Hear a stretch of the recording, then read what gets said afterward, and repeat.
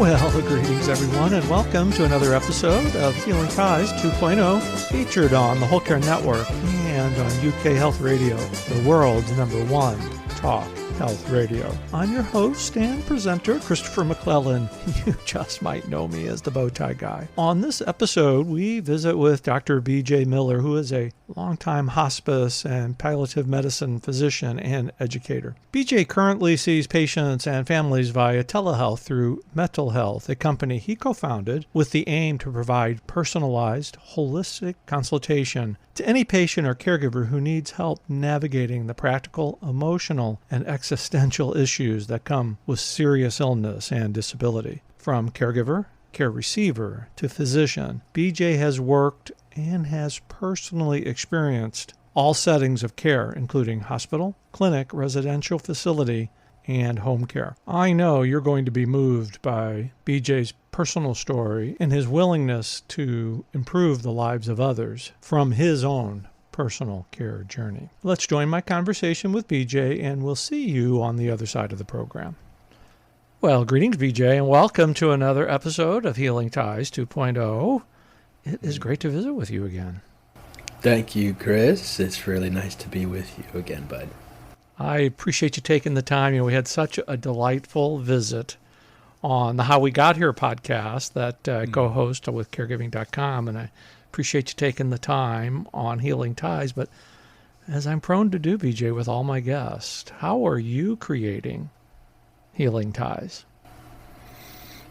Well, every which way I can, I suppose, is one answer to that question. I mean, I suppose an answer to that is, I went into medicine in the first place for my own healing, to make sense of my experiences as a patient, to work with what had happened, with what I had experienced, and also to parlay that into, helping others. In fact, trying not to separate the two, seeing the overlap between helping oneself and helping others. That was the sort of the zone I was looking for, and that took me into medicine, which then took me into hospice and palliative medicine very specifically. And that has been that's been my profession now for the last 20 years or so. And bit by bit, I've moved from sort of academic medical work to community-based medical work, and into different roles, various roles, being clinician, educator, administrator, then writer, and worked on a book called A Beginner's Guide to the End with my friend Shoshana Berger. Yes. Awesome book. Thank you, brother. And we kicked that out in the world. I have to mention, too, Sonia Dolan, who was a big part of that book. And now Sonia and I are business partners, creating this little thing called Mettle Health, METTLE, mettlehealth.com, which is basically online palliative care counseling and coaching. So we keep moving the details around one way or another to keep it fresh and to reach new folks, but it's all the same. It's much the same, which is sort of exploring the overlap between caregiving and care receiving, between health and illness, between life and death, sort of hanging out and trying to bridge all these false divides that we find ourselves amidst. If there's one person that I've had the privilege of talking to, especially here recently, that has demonstrated the role of care provider, care needer, caretaker, that's been you. Your story is phenomenal. Well, thank you. It's been an interesting ride. I have found my way to actually loving life, and I'm very happy about that, as you can imagine. And to be able to give back like you're doing from your experience has to be very satisfying. Absolutely is. I mean, it is deeply rewarding and sort of self-actualizing, and it is allowed me to make use of just about everything that's come my way, or that I've sought, or that I've gone through. It's this very efficient way of being in the world, and that every experience I have gets to be relevant to the work I do, and therefore to others. And there's just this feeling. I mean, I love your title, the Whole Care Network. I mean, this wholeness, This notion of being whole, in other words, no part of you left out, is another way of putting that. And that is how I get to feel much or all of the time if I'm really cracking.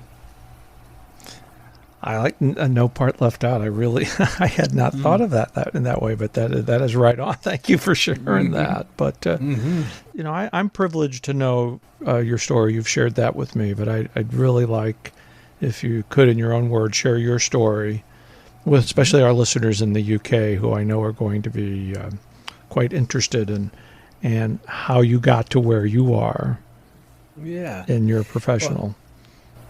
Well, happy to. It's hi everybody out there in the UK. I've loved my time in the UK. We've done some speaking over there and traveling over there when I was in high school as part of a choir, and I got to be part of the St. Christopher's 50th anniversary. And anyway, I just love playing and working in the UK. And our book, A Beginner's Guide to the End, has a UK edition. So all sorts of reasons for me to love you guys over there. Hello. So my story, Chris, it's there are many ways, of course, to talk about it, but the highlights, the broad strokes are when I was 19. Well, really, let me start before then, because this odyssey, of course, began before. But so I grew up with a mother who had post-polio syndrome and is pretty severely disabled from that. And so I've grown up around disability my whole life and was very close with my mom. And we didn't use this language, but as a child, I was much of my childhood was focused around her care. It just as in a seamless way. It didn't seem like caregiving per se. It just seemed like being a member of this family and loving my mom. But as I look back, a lot of these seeds were sown back then, and understanding and having a sense of what disability did mean and didn't mean. And then fast forward, when I was 19, I was a sophomore in college, and I was screwing around with some friends on a commuter train one night. It was just a parked train sitting there. We'd done some dangerous, foolish things, but this didn't seem like it was even one of them. It was just sitting there, a parked commuter train, off hours, and the wires run overhead, like some trains do. And when I climbed up on top of the ladder up on top of the train, I got close enough to the power source, and I had a metal watch on my wrist, and the electricity arced to my watch, and that was that huge big explosion, and 11,000 volts coursing through my body, and that brought me very close to death. Took a couple months in a burn unit to come out the backside of that one, and in the end, I lost my left arm below the elbow and both legs below the knee to these electrical burns. And in so many ways, that catalyzed, that was obviously a very important moment in my life, but catalyzed a lot of the things that you and I like to talk about, and pointed me towards the work I'm doing now. So having sort of grown up as something of an informal caregiver and sensitized to issues of illness and disability, and then becoming disabled myself and being a patient, and seeing the marvels of our healthcare system and medical science, both what it could do very well, like save my life, and a lot of things that it couldn't do very well, like make meaning or attend to these other non-visible, non-physical sides of my existence. So it really primed me, both in a positive and negative light, to then pursue a career in medicine, feeling I had something to offer it, and a gap between doctors and patients that maybe I could help bridge. And so off I went. I mean, a little detour there. I was going to go into rehab medicine because I figured that'd be the most useful place for my experiences. Right. I was a humanities major. I was approaching this from a human interest or humanities point of view, not science per se. I was learning the medical science as a bag of tricks. But I fell out of love with rehab medicine for a few reasons. Was going to drop out of medicine altogether, but stumbled into palliative care and fell in love with it as a discipline, and off I went. Palliative care is so often misunderstood. I guess it's in layman's terms, it's relatively new. But when people hear the word palliative or hospice, they immediately think of the end. And that's not necessarily true. Yeah, no, this is such a key point. Thanks for bringing it up, Chris. We can't say it enough. We've got a huge messaging problem, and that creates all sorts of other problems. So let's correct the record here. So it gets confusing, and we can spend a lot of time on this or no time as you like. But palliative care, very simply, is the multidisciplinary or interdisciplinary pursuit of quality of life and the treatment of suffering. So that's probably the most direct way to put it. And it grew out, speaking of the UK, it grew out of the hospice movement, the modern hospice movement, which started in the UK with Dame Cicely Saunders. And where this kind of loving, whole person kind of work focused on being with people rather than trying to fix them. That grew up in a sort of end of life mode, because that's where it was so precious. That's where the healthcare system, in traditional sense, had abandoned people, and so that's where the work went. It was sort of end of life care. But by the time hospice reached the U.S. in the 70s, 80s, and into the 90s. Hospice in the U.S., we had this insurance designation that made hospice only relevant in the last 6 months of life, essentially. And so palliative care, a lot of us in this field may have been attracted to the sort of profundity and the drama of end-of-life issues.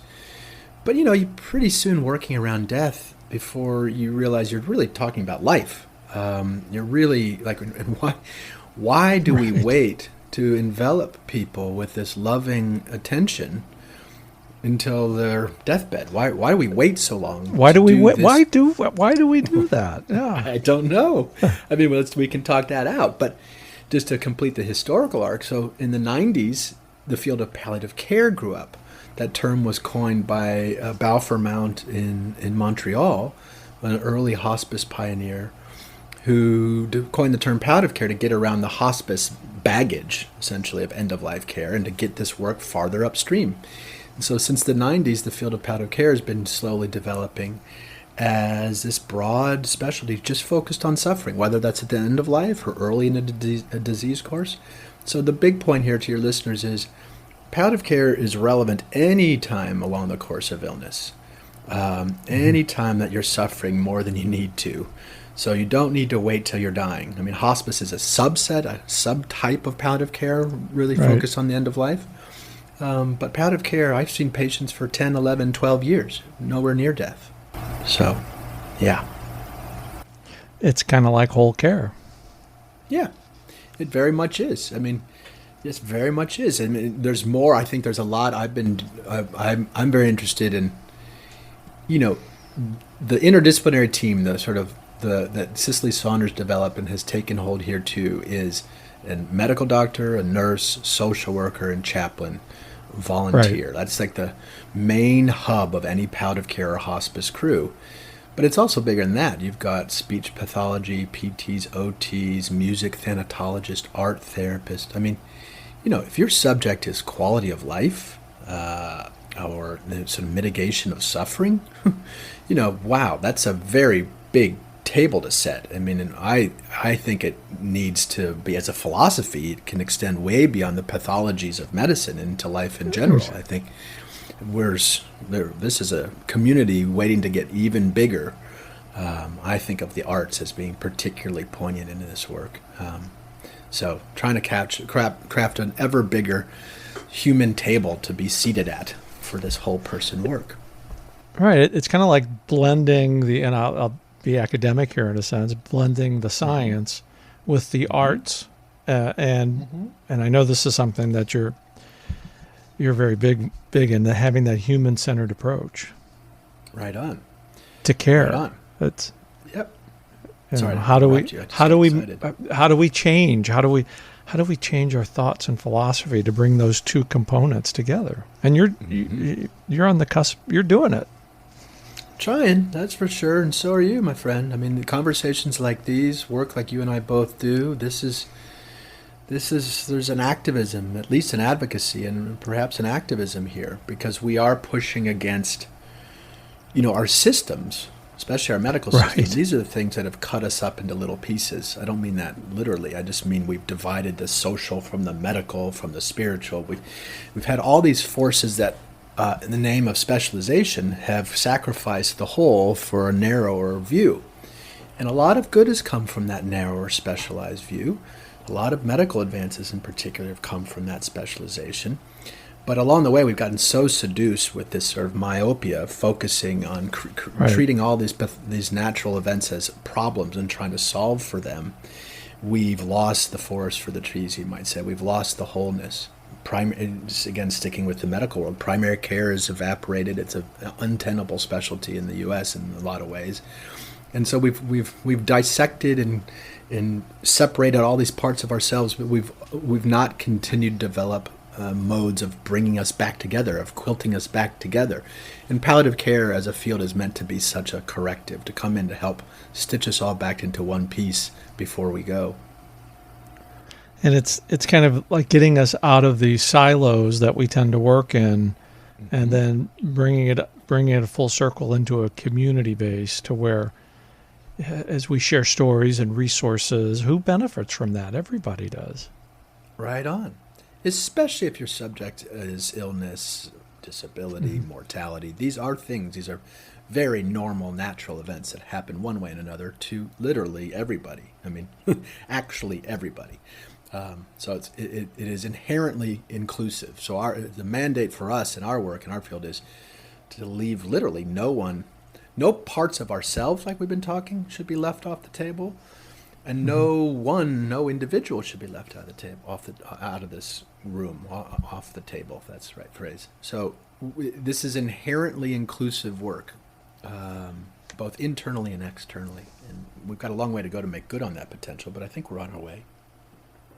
I would agree with you on that. And I think one of the ways that we're doing it is by sharing stories. As you know, I'm real big in sharing stories. I just think story sharing is where diversity meets the road to collaborate on a common cause.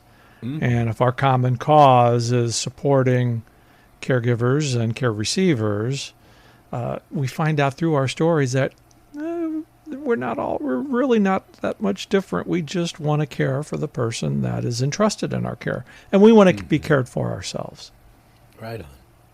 And those two things are deeply entwined. I know you believe this too. I mean, the caregiving, care receiving, they need to come together. Otherwise caregiving ends up being this sacrificial pursuit, which doesn't work for very long. So right on. I think the ecosystem of caregiving and care receiving, this sort of reciprocal event that's taking place, if we allow it all the time. And being kind of self-aware. And I kind of like to tap in just a little bit more to your experience as a care receiver and how that has formed you and your profession. And as you talk to people from a physician's position to a caregiver, how your personal experience has helped form those thoughts and emotions. I think you and I may have talked about this before, maybe shut me up, but I really feel it's so much so as my own care receiving has so informed my work. I don't know how I would do. I feel so sorry for my colleagues who have never been a patient, especially these young doctors in their 20s who have graduated, who have never. They're entrusted with the care of others in a very poignant, profound, huge way, and to not have experienced that vulnerability in their bones, and to rely on another person in that way, and to understand the texture and the nuance of that. I don't know how anyone in the medical world does it without having been a patient on some level. It's an invaluable education, and I suppose it has something to do with why we see the system as being a little short-sighted and as blind as it may be. It probably has something to do with this. It's designed by people who haven't yet gone through that sort of vulnerable process. So, I mean, when I think about my own care, sure, it's interesting too. It has a way of proportioning my attention. Like, I remember my doctors very well. Dr. Mansour was my burn surgeon. Dr. Wu was my rehab doc, and other docs along the way. They were amazing, yeah. But when I remember the day-to-day life of being a patient, of trying to hold on to life, of trying to let love in even amidst the pain so that I had a reason to live. Right. That stuff was happening at the level of certainly my nurses. I mean, that's most of the things I remember were experiences with my nurses. And also the aides, the CNAs, the certified nursing assistants, the technicians, the burn techs, the people whose job was this in a burn unit. I don't know if you spent any time in a burn unit. It's a pretty brutal place, lots of pain. And there are folks whose job it is to scrub every day, to debride tissue and to scrub painful burns and wounds. It is horrifying work on some level. And yet these guys somehow, I mean, they're the last person you'd ever really want to see coming for you. They are just, right. They are there to cause you pain on some level. It's certainly how it feels, even though they're really there to save your life. But boy, when I remember those guys, even though I never met them, because in the burn unit, they're all sterile, everything's so sterile, so everyone was behind masks and gloves and all this stuff. So I always saw people's eyes, much of the time, and heard voices and saw their silhouettes. I bet I could pick these guys out of a lineup, though.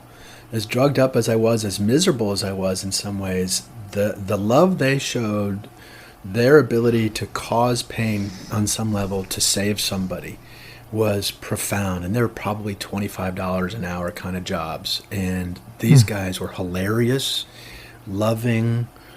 I just can't say enough. So in terms back to your good question, especially I'm just focusing on the medical ecosystem here, but you can't help but to develop a profound appreciation and love for everybody involved, from janitors, techs, aides, nurses, social workers, doctors, everybody.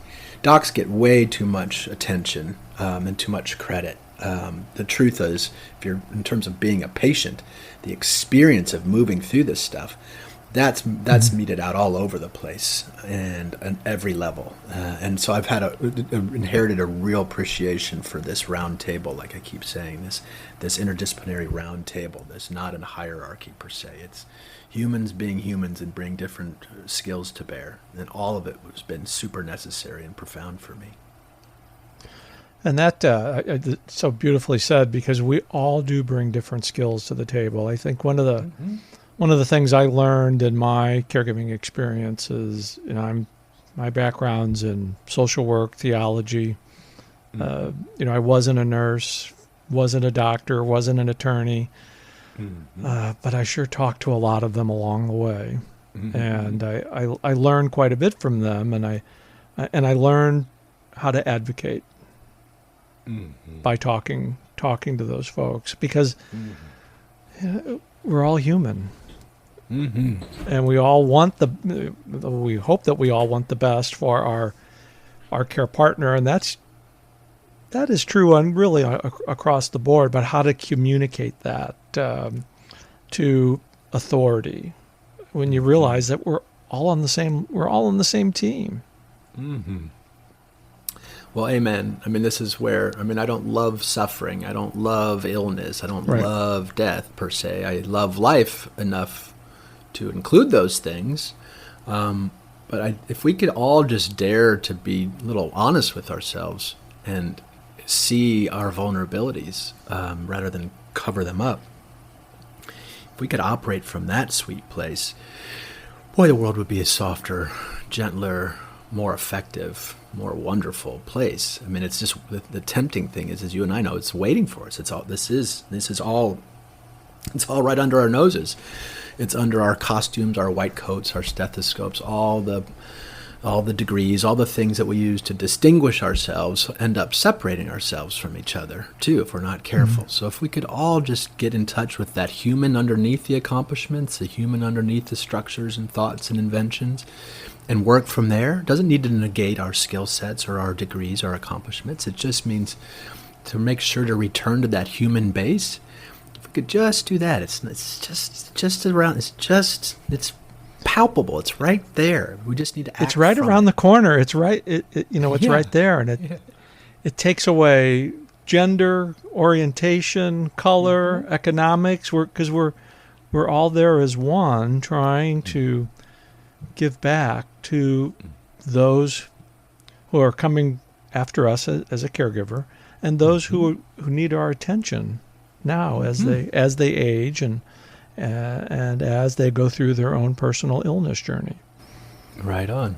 And of course, completing that ecology is when it's our turn to need some help. Boy, if we've been in the position to give it, what a sweeter experience that is for ourselves too. And to learn by giving care, to learn how to receive it, and vice versa, is a very beautiful enterprise. And like we said earlier, it needs to go both directions. But boy, there's a lot of good, sweet kindness waiting for all of us, towards us, from us, for us. It's tempting, maddeningly close. Yeah. It's interesting.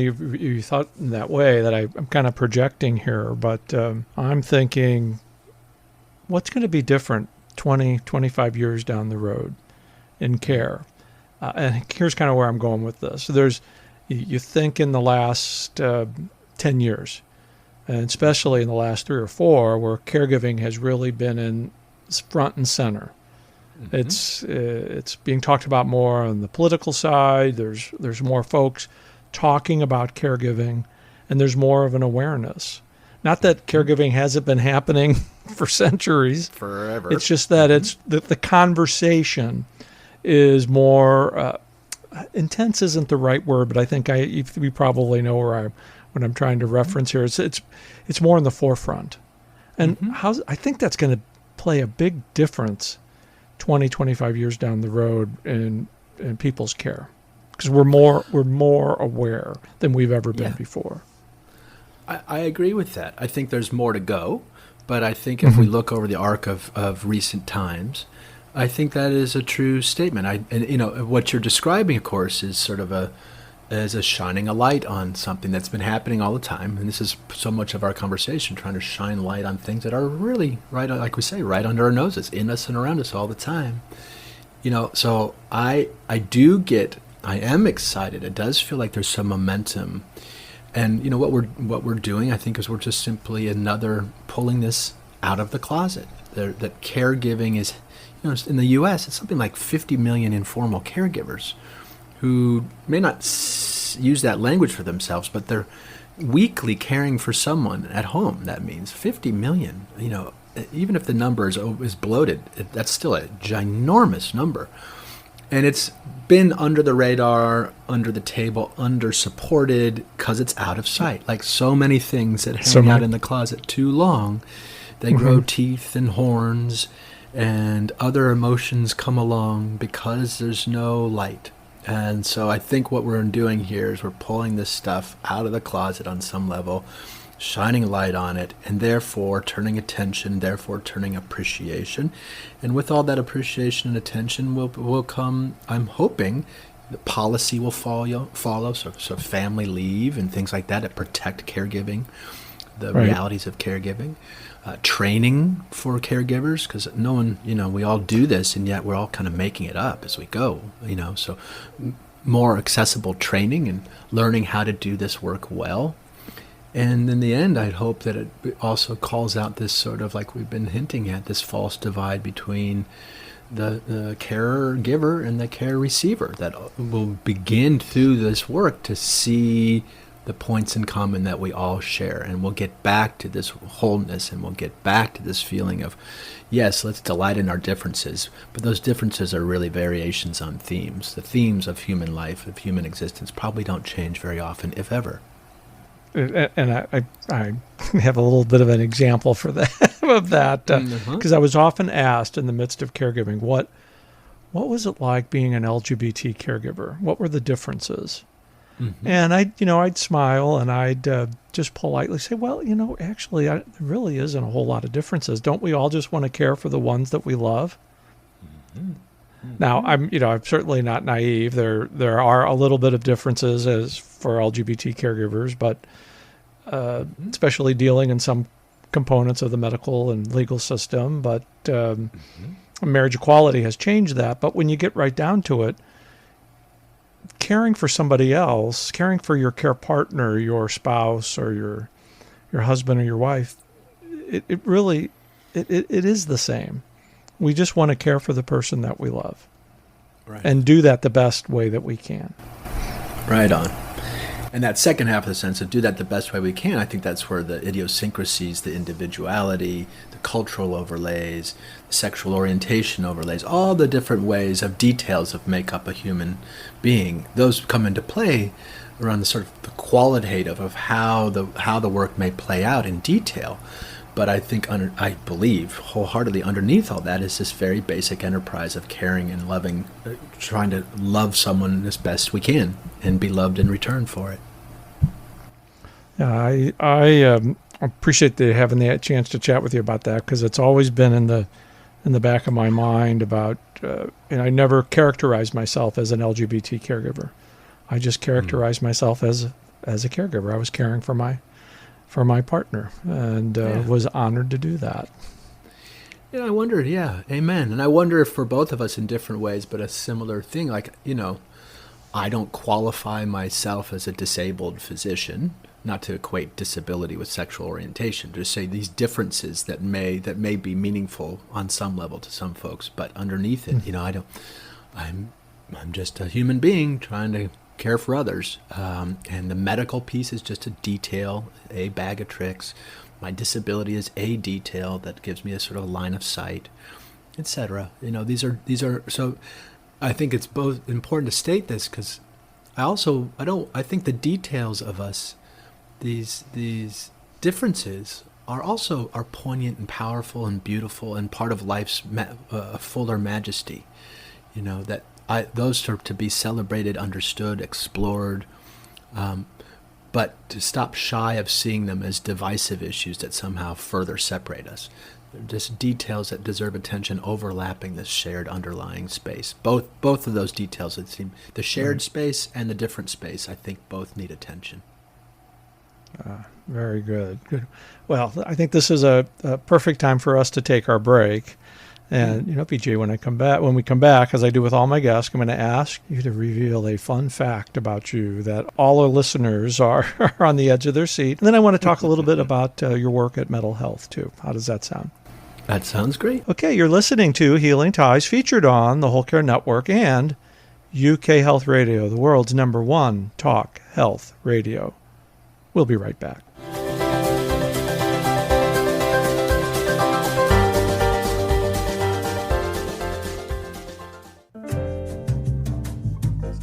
Hey, it's Christopher McClellan.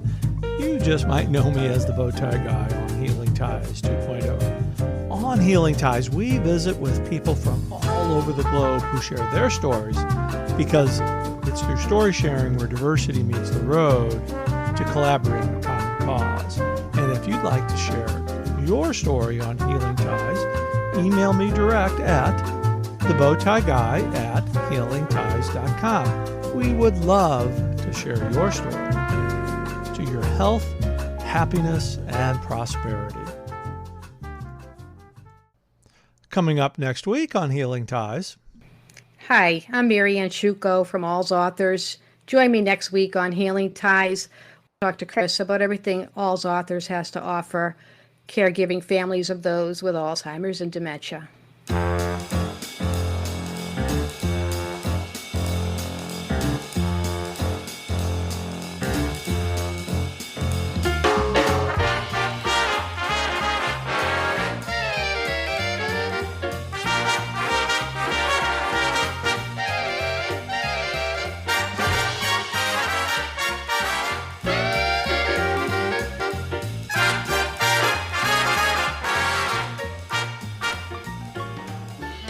Well, welcome back, everybody. I'm continuing my delightful conversation with Dr. B.J. Miller. And B.J., it's just so awesome to be connected to you.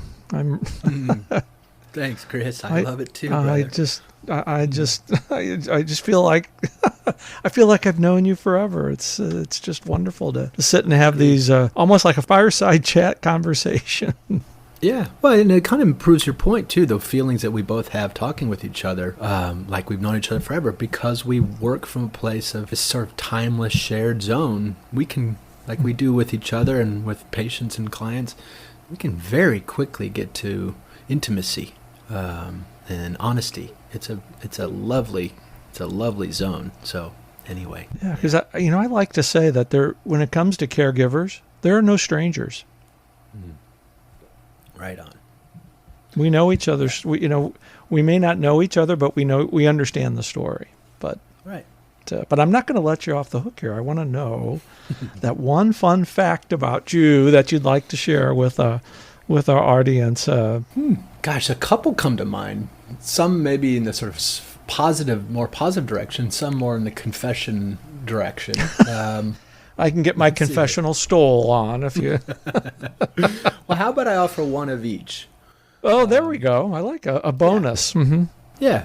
I mean, on the positives front, and it's not a total secret, but I love motorcycles and bicycles. Every chance I get out on two wheels. There's something about, and that is part of my devotion to the world of aesthetics. I am driven by.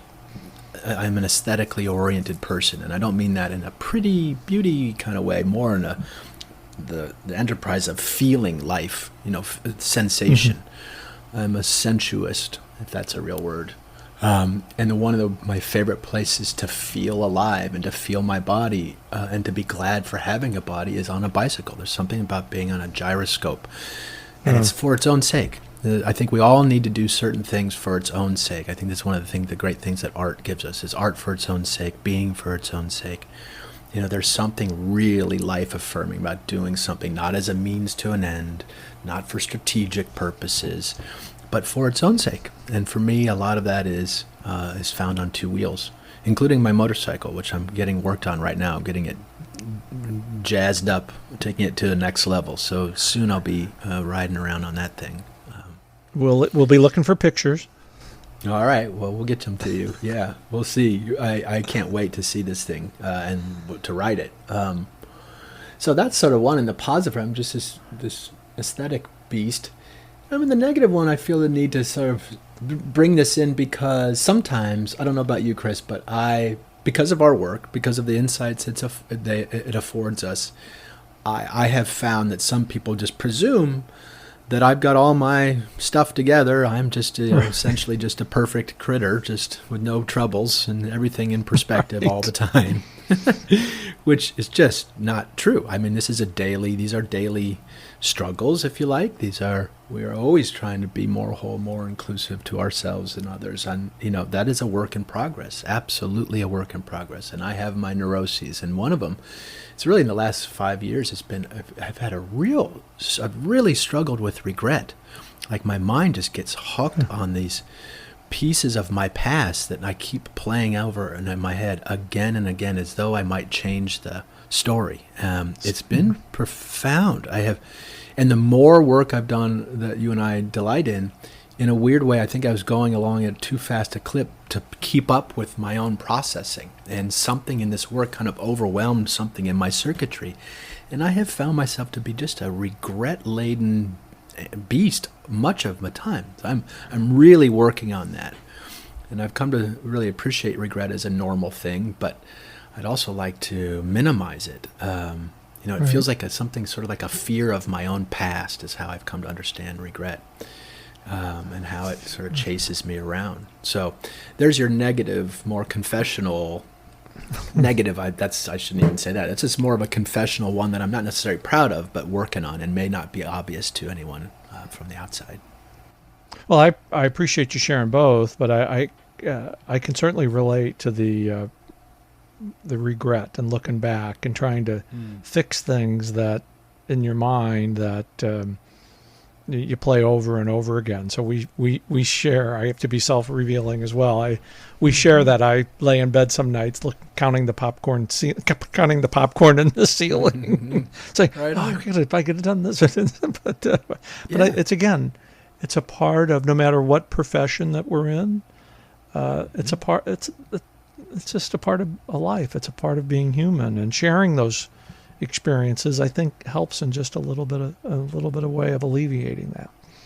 I agree. And I think this idea of wholeness, inclusivity, the things that we love so much, those often have a sort of a very beautiful, positive overlay. But it's like love. It's tough work too. It's not. We have to include things like fear and shame and regret, and those are part of the human experience too. So I don't want to kick the hard stuff out. Well, those are two very meaningful fun facts that you shared. So thank you. My pleasure. So let's talk a little bit about your work at Mettle Health. I'd love for our listeners to learn more about the great work that you and Sonia are doing. Yeah, thank you. It's we're just about a year into this enterprise. Sonia and I have been working together for about 5 years. She was a big part of behind the scenes for putting the book out in the world, and then we've done a lot of sort of public speaking and stuff. And about just before the pandemic, she and I thought what we were going to do was, as a next event, was create an online library, sort of resource compendium, a place where we could have vetted, curated materials so people weren't left to kind of Google their disease and go down rabbit holes. And that's where we were headed. But then, and a piece of that was meant to have office hours. So this little online library, you could have office hours. Ask a social worker, ask a chaplain, ask a doctor, ask an estate planner, or whatever.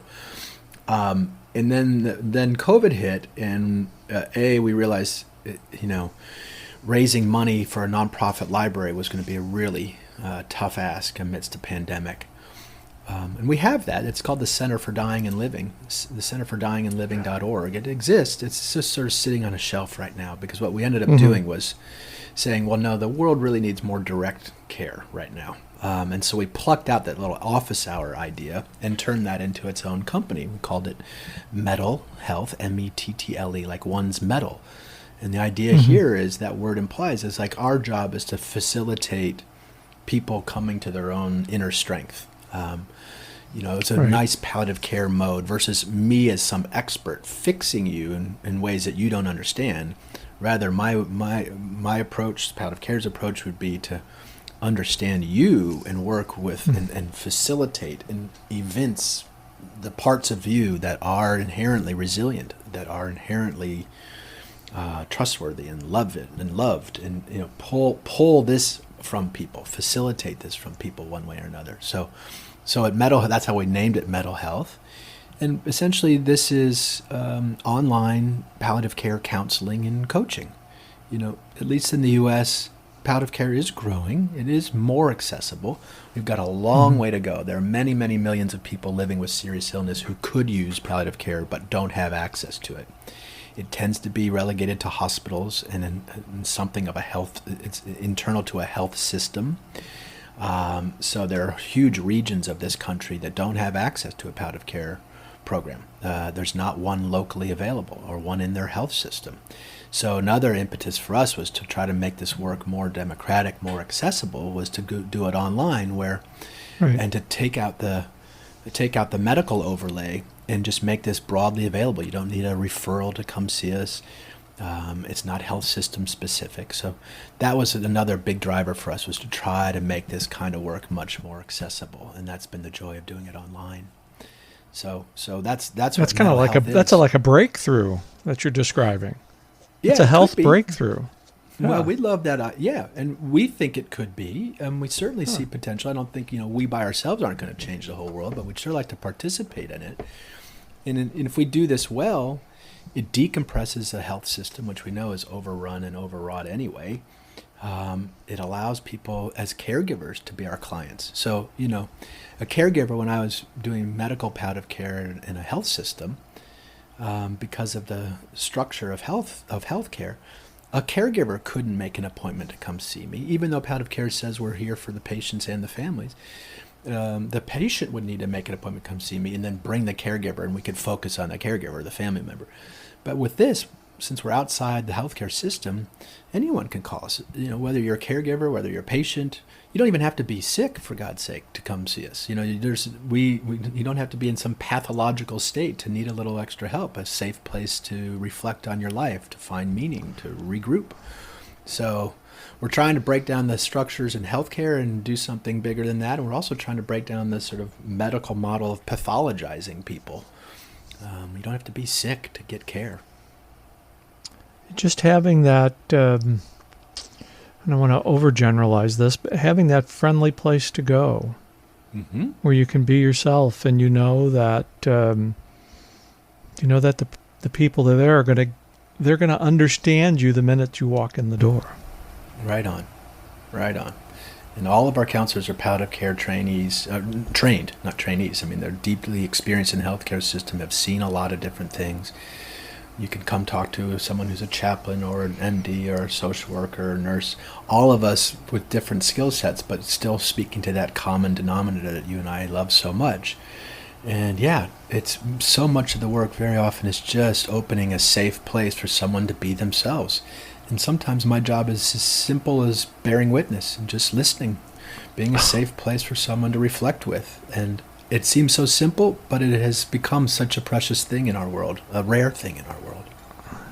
Just to be present with somebody. Sometimes that's all we need. Yeah, that's very often all we need. It's yes, it is that simple and that hard. Yeah. Well, if you need a volunteer to help, I'm raising my hand. Great, buddy. Thank you. Another reason to keep in touch.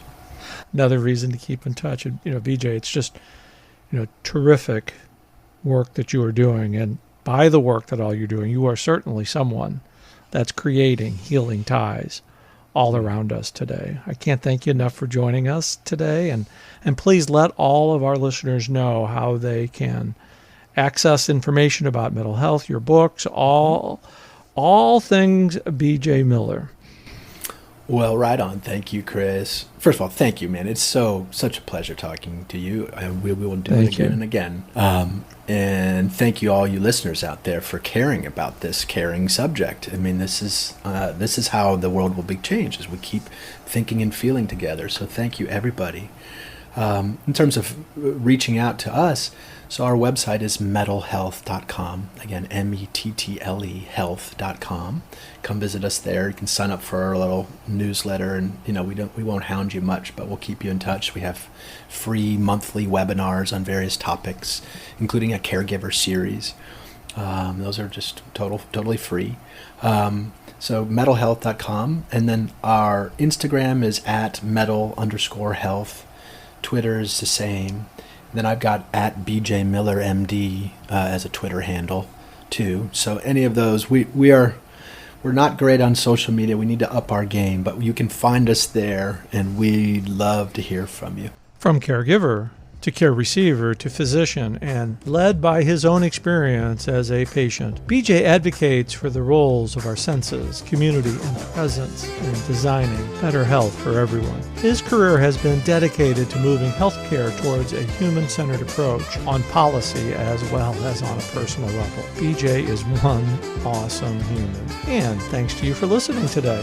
If you would like to share your story on Healing Ties, email me direct at thebowtieguy@healingties.com. We would love to share your story on Healing Ties. As you know, I'm your host and presenter, Christopher McClellan. You just might know me as the Bowtie Guy. I've created a life to love after caregiving ends by being with awesome people like you. Thanks for listening, and be sure to subscribe to Healing Ties wherever you listen to your favorite podcast. We'll see you for another episode real soon. Take care. Bye for now.